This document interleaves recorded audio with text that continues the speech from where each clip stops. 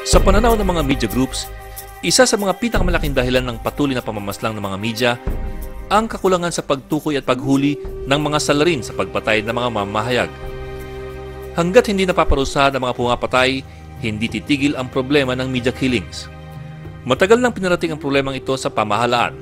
Panahon pa ni Pangulong Arroyo, kinalampag ng mga media at human rights organizations ang pamahalaan hanggang sa magtatag ito ng Task Force Usig noong 2006, isang super body sa Philippine National Police na uusig sa mga pumapatay sa mga gaya ng media. Here at the national level, we're involved in directing, supervising, and monitoring the investigation being conducted on the ground.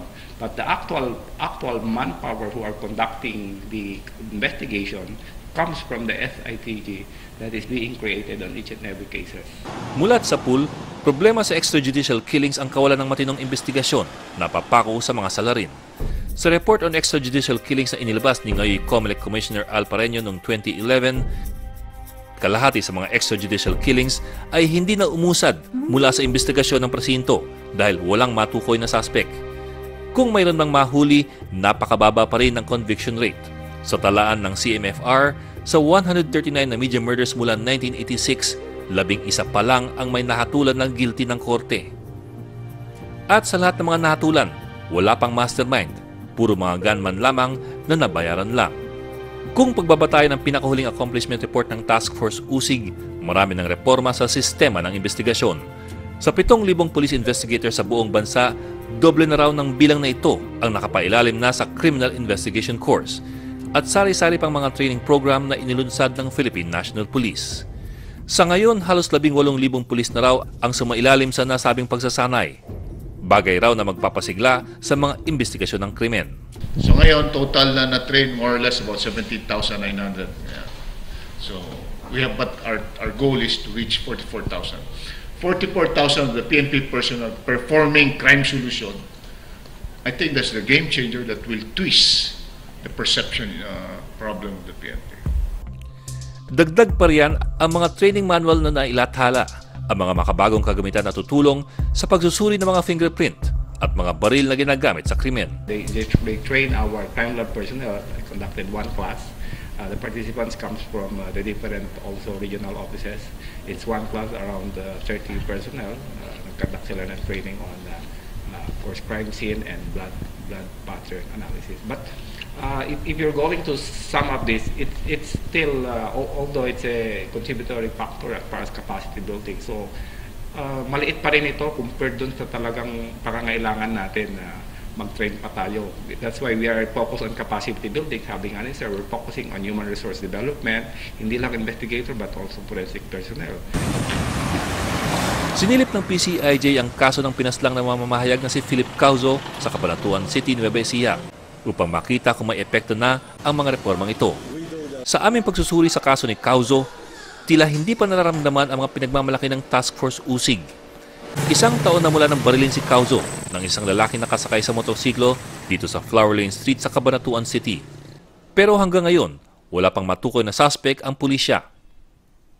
Ito'y sa kabila ng pagbuo ng isang Special Investigation Task Group or SITG ng Provincial Police, maliban pa sa ginagawang investigasyon ng Cabanatuan City Police. Itong SITG natin, ang tawag natin is SITG, Special Investigation Task Group. What we are actually doing here is we are pulling different unit to converge into a one unit to focus on one particular case. At itong SITG natin, of course, because of the limited resources we have, that's the reason why we are pulling them and converging into one unit to focus on a particular case. We also, this involves, of course, crime lab, intelligence group. We have CIDG, we have the local police stations. We'll be having more manpower, more resources to focus on a particular case. Ang kaso ni Cauzo ay tinuturing ding isang Task Force Usig case kung saan tinututukan ng Maynila ang usad ng investigasyon ng kaso. Pero kapansin-pansin ang ilang butas sa investigasyon sa kaso ni Cauzo. Ayon sa mga investigador ng Cabanatuan Police at ng Provincial Police Office, walang na-recover na bala sa pinangyarihan ng krimen. Katunayan, hindi kabisado ng police investigator kung ilang bala ang tumama sa katawan ni Cauzo. Gayong siya ang investigador mula nang magsimula ang kaso. Pero yung tama niya, tatlo rin. Hindi. Sa autopsy po yun yung ano. Yung nagkandak po na autopsy, sila po ang mag-aano kung ilan po talaga yung tama. Oo. Pero hindi niyo alam kung ilan tama niya. Alam naman niyo yung autopsy report. Andun yun.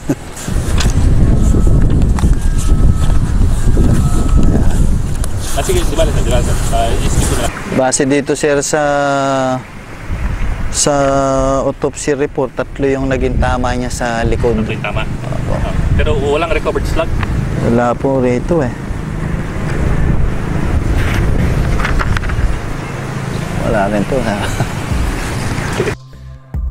Pero napag-alaman ng PCIJ na may na-recover na bala ang National Bureau of Investigation sa crime scene.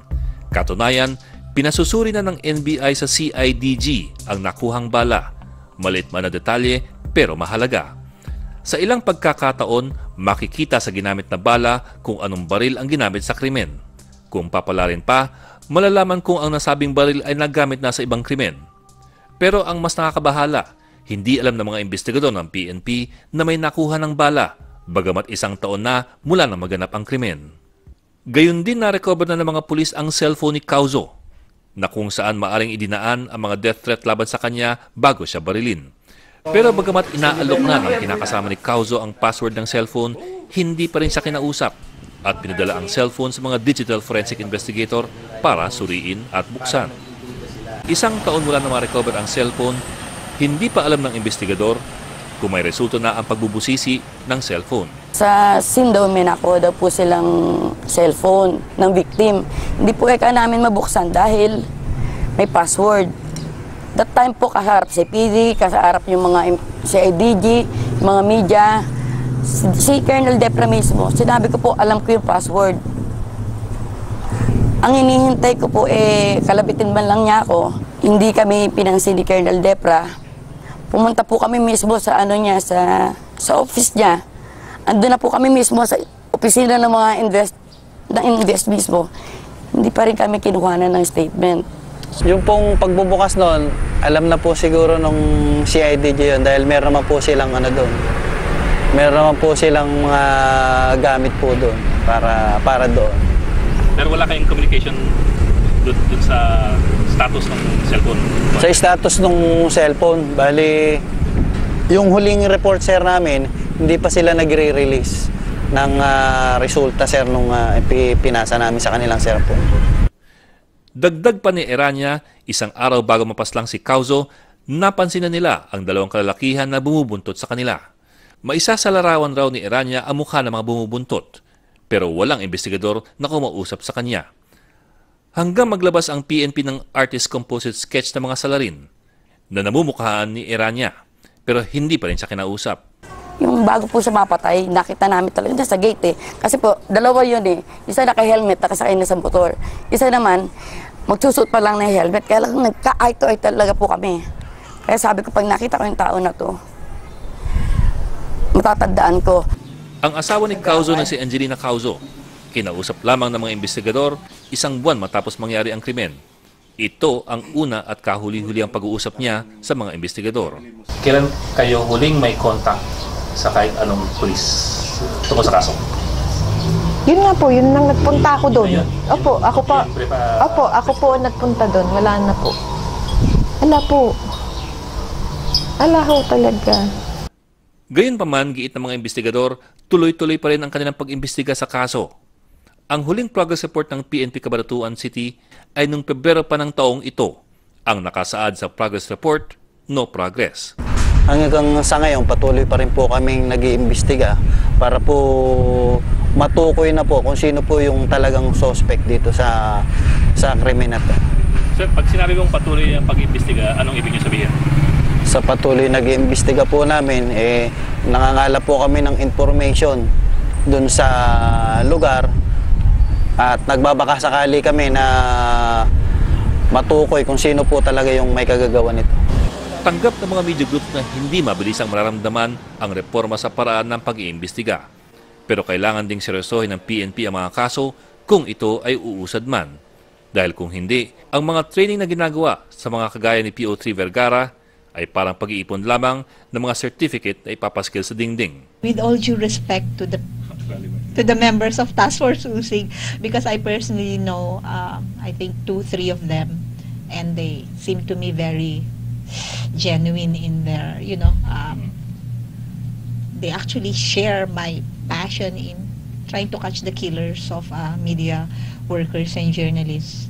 But statistics can be used to hide the real situation. No? It is like a school with only 4 graduates who take up, let's say, a board exam, and they all pass, and they say 100% passing, and compared with another school with 100 graduates, and they take the same board exam, 90 pass, and they only have a 90% passing percentage, right? So, parang ganun. When you go back to the order that created Task Force Usig, it simply created an office that's within the DIDM of the PNP, but did not provide it with its own logistics nationwide. So we have a Task Force Usig working from Krame, and then still having to utilize, di ba, policemen, police officers, down the line in the provinces. So if you get a journalist who's killed in the province, and the accused, or the suspect is a member of the local police, what do you do then? Because there is no Task Force Usig police officer in that particular locality. So, ganun pa rin. Does not solve the problem.